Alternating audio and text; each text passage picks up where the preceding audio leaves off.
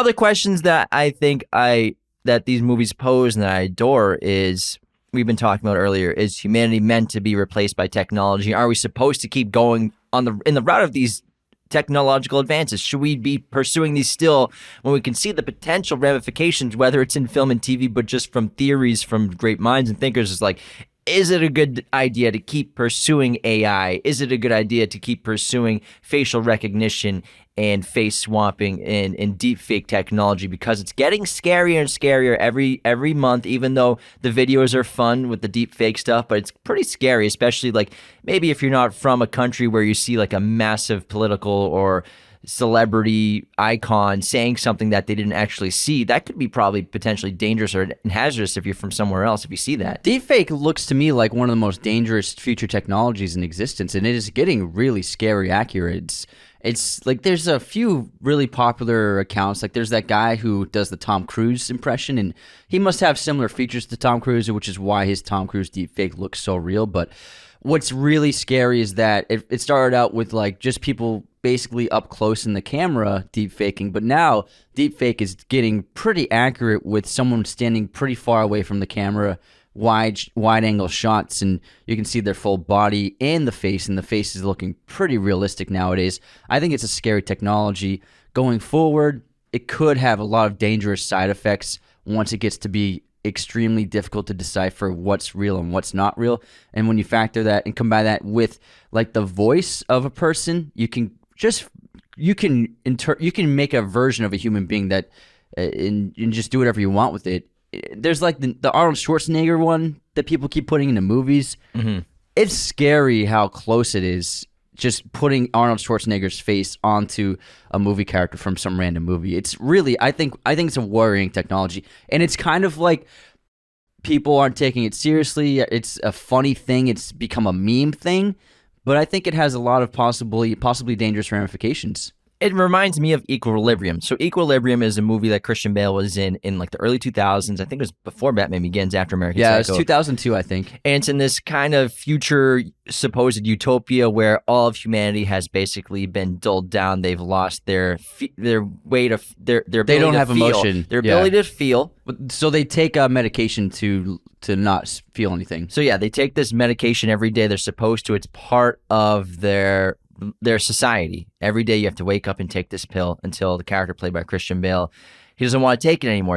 He's like starting to feel again. There's this underground revolution and rebellion that's building that he ends up being a part of and kind of being like the white knight to save the world and free everybody.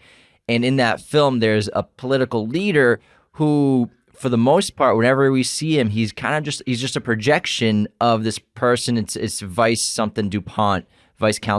It's actually the guy who plays Robert the Bruce in Braveheart. Angus McFadden. Same actor. And you never really see this leader, but they try to make it seem like he's giving these speeches in public. He's like supposedly in this podium that's glassed off for his safety. Spoilers, obviously, but like we find out that there's never ever anybody inside of that container during some of these speeches, and it's always just kind of a hologram projection of that Wizard person. of Oz. Wizard of Oz, same kind of thing. Yeah. Actually, it's a really very good point. much like Wizard of Oz. So using technology to be able to control people, whether the person exists or not. Same thing kind of with V for Vendetta, even though that the Chancellor exists, but you're only seeing a virtual representation of him if you're a person of the mass. Same with us. We really only see political leaders online for the most part, unless we go see a speech or something like that. So you're living your entire society based off watching people virtually. You're not actually interacting with them in real life or seeing them in real life. But I think Equilibrium is a great example of that. And also finding your humanity back again from being controlled by technological, biological, chemical advances in society. And also, V for Vendetta is a really great example of, technology being used against the people in a dominant fashion, in a totalitarian manner, because it uses both facial recognition, what's it called? Like, they're constantly listening, constantly watching, constantly monitoring every citizen with cameras. With they're literally the government has agents driving around in vans listening into households, and that's also a future technology. It does happen in other countries that can be very worrying. The constant data spying of corporations and of governments, it's a technological power that is very troubling and can have horrible side effects on cultures and on societies and on citizens. And you see it in a lot of movies. V for Vendetta is a terrific example of it. And it is a dangerous technology. And one thing where one side of the argument is it's for protection of people, it's for the protection of society, but then also you're taking away people's privacy and their individuality by constantly monitoring them. And then technology is getting more advanced where there are facial recognition cameras can be placed all over cities, and like they can identify you left and right no matter where you go. Minority Report is another wonderful example where the eye recognition, the eye scanning, every train you walk into, every store you walk into, your eye is getting scanned, whether it's closed or open, and they can determine what you purchase. Like Tom Cruise's character walks into Gap and they're like, would you like to purchase another pair of those khaki pants? He's wearing the eyes of someone else who shopped at a Gap recently.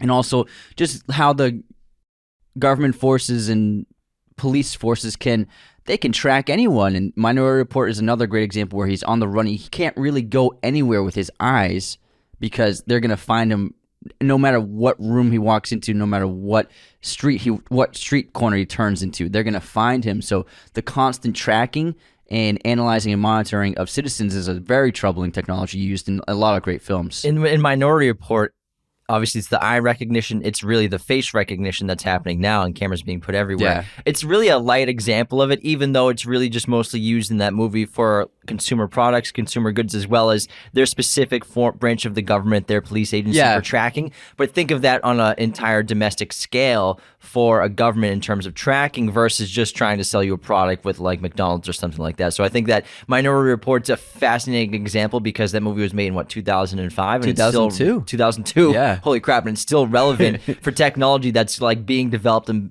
added to our society right now. But again, it's really kind of like a more of a simplified version of it for this narrative cinematic purposes of that film, which are scary, but also at the same time, it's really interesting. But now do you want that implemented in your society though, when you think about it? Yeah, and also Black Mirror has done a great job of using augmented reality in Blade Runner as well. Augmented reality where you're seeing the digitized ads or apps or what have you around you in the spaces around you. And eventually, I mean, with contact lenses as a future, like computerized contact lenses as a future device that will be used. We see these in Black Mirror episodes. And that's something, augmented reality, where you could walk into a store and there'll be you'll be seeing ads for things, or maybe everywhere you look, there's something that's scanning you, that's trying to show you something, advertise something, or allow you to maybe purchase something. And that's something that Black Mirror has done really well in a few of their episodes. Minority Report's done on a smaller scale in Blade Runner as well, but it's definitely something that's happening. It's going to be a regular occurrence if you're using these kinds of technological devices. It's something that I think is if you just like walking outside, do you want to be exposed to this at all times? And that's something that it's a question. And I think Black Mirror does a great job of raising those questions. It's like if you try to read an article online, you're bombarded with ads everywhere. I get it, Wall Street Journal. You got